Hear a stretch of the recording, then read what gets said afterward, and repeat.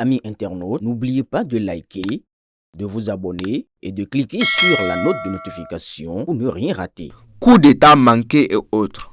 Togo, l'État voyou de la CEDEAO. Soit Faure Gnassingbé livre les criminels, soit il se met en difficulté avec eux.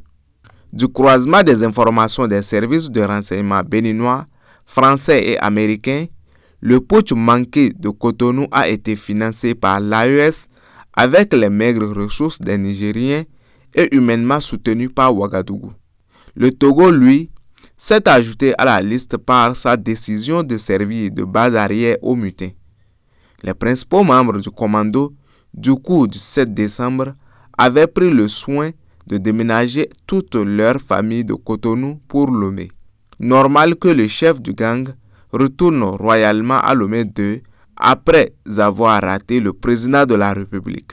Et comme Lomé est la capitale des criminels spécialistes des coups manqués, Pascal Tigri a rejoint dans les villas de Lomé II un autre fugitif recherché à Cotonou, Roch Nyeri. Maintenant que la justice béninoise a décidé de frapper, il sera difficile pour le Togo de garder sur son territoire des militaires et civils ayant commis un crime de sang à Cotonou.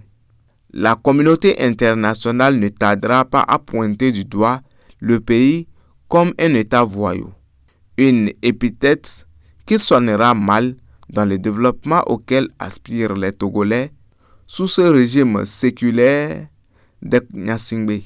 Et dès lors que les pressions vont se faire sur Lomé, le président Faure Essouzina Gnassingbé n'aura d'autre choix que de chercher à faire desserrer le taux.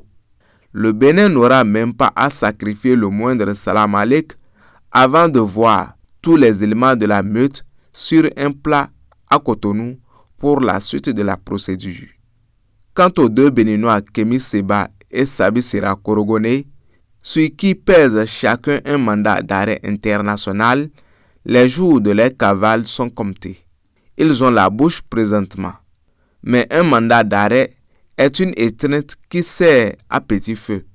Et l'espace de l'AES est trop exigu pour qu'on y reste coincé toute une décennie. Sans compter que la pression sera bientôt si forte que les putschistes à la tête de ces pays finiront par cracher les deux criminels. Ce n'est qu'une question de temps. Aboubakar Takou.